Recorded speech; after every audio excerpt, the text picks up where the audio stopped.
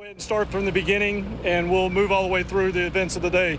So this morning at 7:21 a.m., we received a 911 call of a boat that was near a depression. As engine crew 23 showed up on scene here this morning, they noticed that the boat was already in a sinkhole and in water. So they took very swift action along with the sheriff's office as they arrived to start moving things away from, going door to door, making sure that everything was okay with each and every resident. And they ended up asking 9 homeowners to go ahead and leave their residence. Everybody voluntarily evacuated that was here. There was no need for a mandatory evacuation at this point. Everybody, again, voluntarily left, and then the building inspector came in and started placing unsafe to enter signs on the affected residents. Within about the first hour, within about the first 20 minutes of us being here, the sinkhole had opened up and swallowed the home at the address of 21825 Ocean Pines. That's 21835 Ocean Pines. And then approximately 30 minutes after that, so about 1 hour into the call, we had the second home located at 21825 Ocean Pines that started to succumb to the sinkhole as well. We did call this a sinkhole from the very beginning, as both of these homes have been through remediation for sinkholes in the past, so we knew that they had sinkhole damage underneath the surface. As the morning went on to approximately noon, the sinkhole grew to about 150 feet and had taken over the roadway. As we moved into the early afternoon hours, approximately 3 o'clock, I would say, the sinkhole grew to its current state, which is about 225 feet. And the damage that you see behind us, the catastrophic damage, is what's left over from that.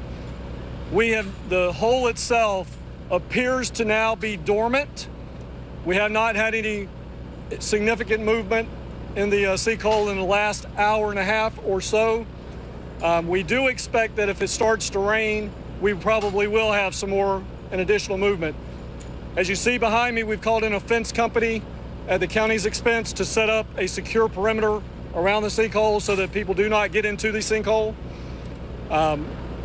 We believe with almost 100% certainty, this is now, if you will, a hazmat incident, because we have septic tank damage, we have household chemicals and household items inside the water. So we're treating this in essence as a hazmat incident now as we get ready to start moving into recovery.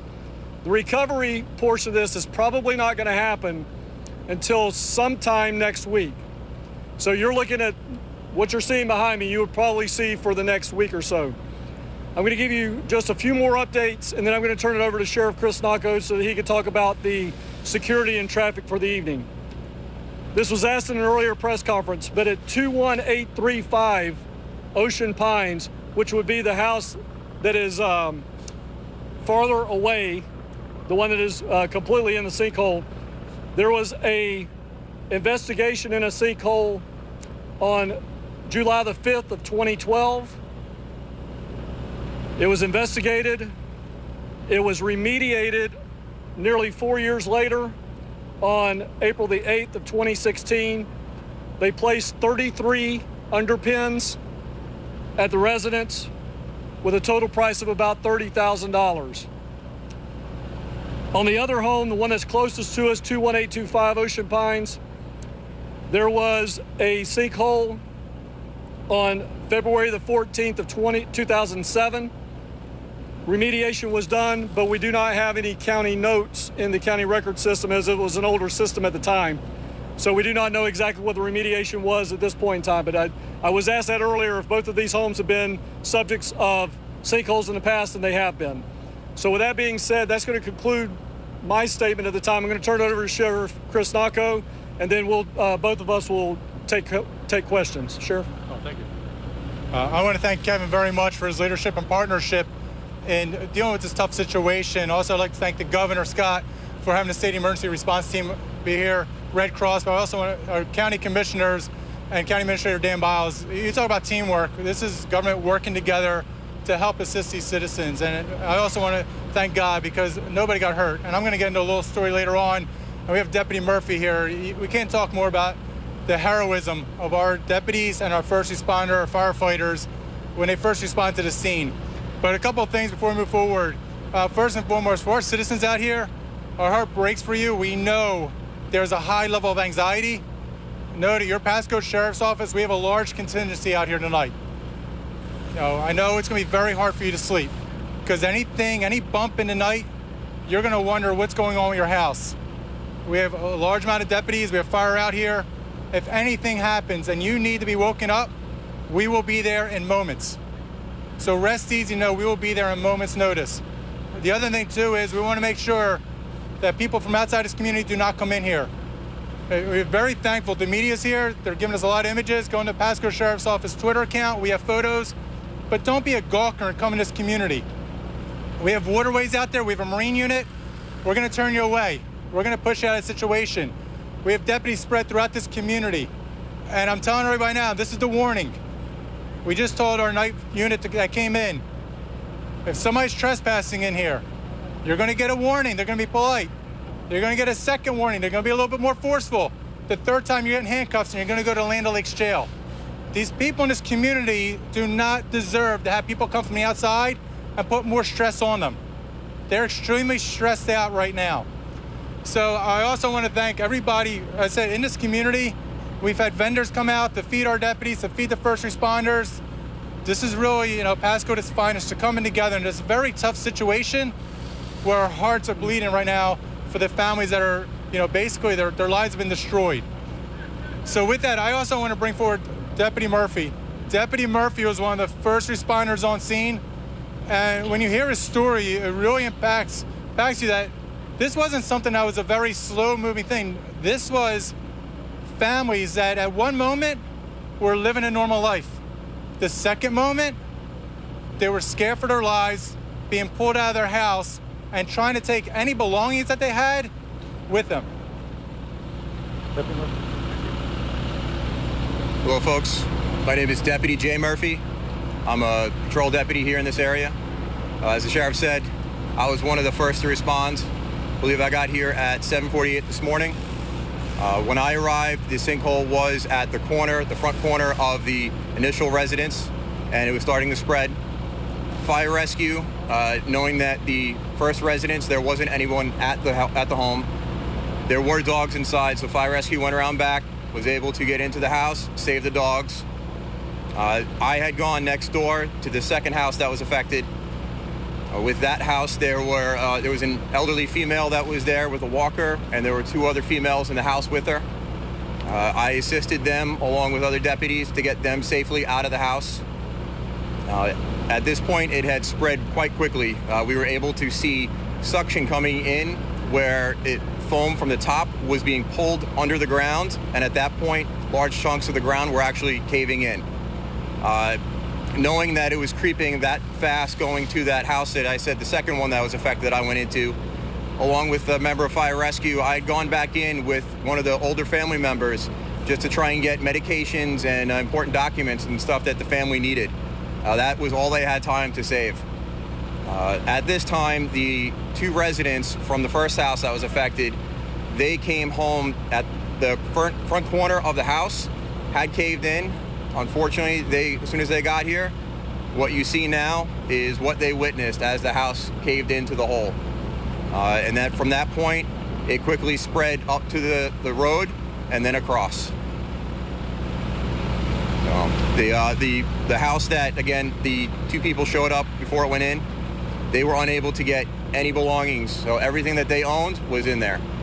The house across the street, where it is now leading towards, we assisted those people out as well. They were able to get their pets, fish, everything out, along with majority of their belongings and the things that they felt were valuable.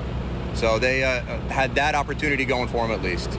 But again, you have two houses, one that got completely destroyed and they lost everything, and then another one, they were able to get some important items, but that was it. Deputy, from the moment that you went into the house to help them get out? Yes. So the moment that the house was engulfed by the sinkhole, how long of a period of time do you think that was? It wasn't long at all. Actually, when I went into that house, the second one that was affected, other deputies started yelling because at that point it was already at the corner. So the ground was coming out from under the house. So they were yelling for us to get out because it was moving at such a high rate of speed. They were afraid that at any minute, half of the house, if not the whole house, could go in and follow the one that had gone in before that. What do you think minutes wise? 5 minutes, 10 minutes? From the time that I got there, it started at the first house, and you're looking at about a half hour in time from only a couple feet across to taking up their entire yard, taking in part of that house, and then reaching over into the next house. Deputy, what was going through your mind in terms of your own personal safety, the safety of those who you were trying to rescue? How did you manage to keep doing that? How did you manage to keep going, knowing that their lives were at stake? Knowing that, granted, these things are possessions, but you have to take into account that this is people's lives. They have everything in that house. So we wanted to be able to get in there. Again, the house that I went into, the elderly woman was in a walker. She had some ailments, so we want to make sure we got her medications, things that she needed, just to make sure that she had what she needed at that point. Do you believe she would have died were it not for you? I don't believe so. There were several units that were there. If she had stayed in the unit, it is very possible, considering that half of it did fall through. So luckily, everyone that we spoke to was completely willing and understanding to pack up their belongings and get to safety. Deputy, did you take us through your own emotions, anxiety and adrenaline? Obviously, you see intense situations every day, but anything like this before? I've never come across anything like this before. I've never come across a sinkhole before. Just watching it, it was kind of surreal watching the ground just get sucked in and disappear. But as far as any kind of fear or anxiety or anything like that, I just kind of did my job. That was it. Jason. When you look at the weather forecast for the next week, it's basically 50% chance of rain every single day now until the next week. Should the other homeowners here be worried? Yeah, so the question that's been asked is, the next week of precipitation calls for about a 50% chance of thunderstorms every day. So yes, we are anticipating, again, that's why we said we're probably going to be here for weeks, because we are in our rainy season. Every afternoon, 2 to 3 o'clock, 6 o'clock, we end up with thunderstorms. So we expect this to shift. If you notice the guys putting the fence up behind us, they are about 200 feet outside of where they need to be. So it's going to give us room for that natural erosion from the rain to occur. So, but yes, we're going to be watching it. There will be somebody with the sheriff's office, with fire rescue and/or emergency management here through the coming weeks, just about every day. Get to homeowners who will get evacuated and will have all their work inside their home. The question was, what are we doing with the other homeowners that have evacuated? At this point in time, we anticipate they're going to be out of their homes probably to midweek next week or maybe even beyond. So the American Red Cross has already started servicing families in this area. They are working with the homeowners, the homeowners and the renters, because both of these situations behind us were actually renters living in a home in a landlord type situation. So they're working with both sides of that situation. But to the point of the question, we're going to continue to work with them. We've already had somebody come up and asked us, can we get our stuff tomorrow? As long as we have this situation, we're going to do it. In fact, the sheriff's deputies just assisted a homeowner here removing some things from her home right behind our command post, their command post, and help that citizen get out of here. So we're going to work with them. We cannot go right next to that sinkhole. So anything that's right along that edge, we're not going to be able to assist anybody, but the other homeowners are going to work with to the best of our ability. You have power lines going right over the sinkhole, and there's a pole right on the edge. What's going on? So Duke Energy is here.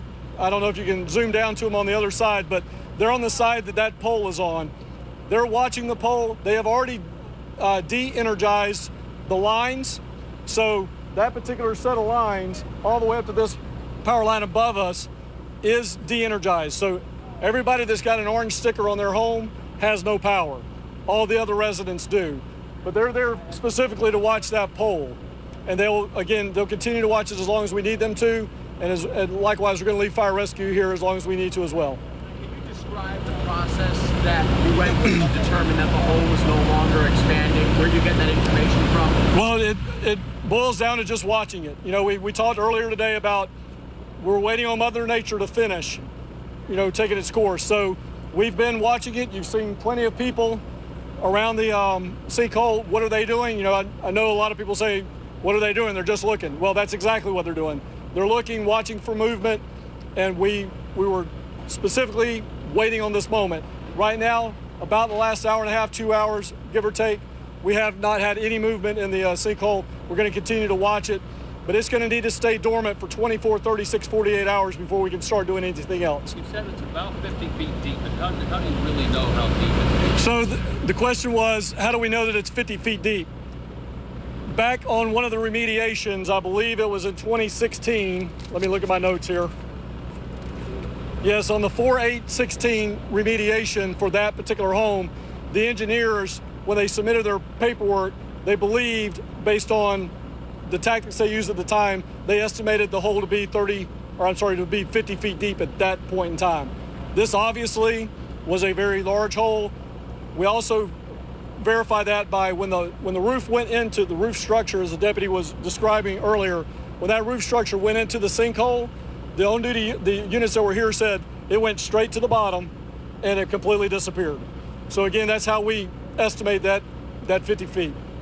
Kevin, can you talk about the state's involvement? What have they done? All right, so the question was, what has the state done for us?